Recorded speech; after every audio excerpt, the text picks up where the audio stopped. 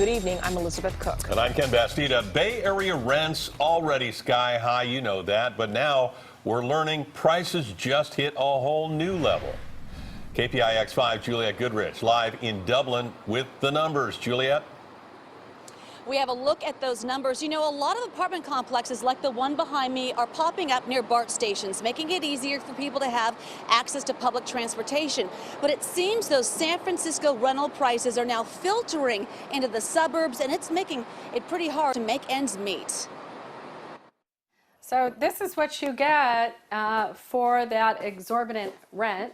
This is my cottage. It's very modest. Connie Garski rents an 800-square-foot home in Pleasanton. She's an executive search recruiter for Silicon Valley companies and says even she has explored moving out of the Bay Area just to keep up with rising costs.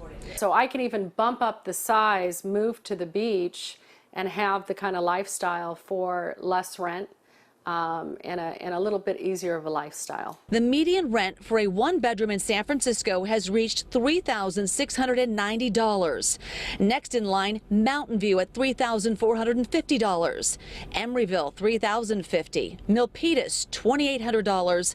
San Jose, $2,500 for a one-bedroom rental. Also, according to Zumper, Redwood City had the fastest growing rent, up 15.5% since this time last year. Palo Alto followed closely behind with rent climbing 15.3%. And Oakland saw rent jump 12.9% since this time last year, making it third. A lot of companies are transferring folks in from other areas because they can pay them less. But the consequence of that is they still have to uphold the cost of living here. Connie says if the right job offer presents itself, she'll stay in the Bay Area. Otherwise, she says she might get priced out and have to move south. Find it a little bit challenging when we can't even keep our own heads afloat.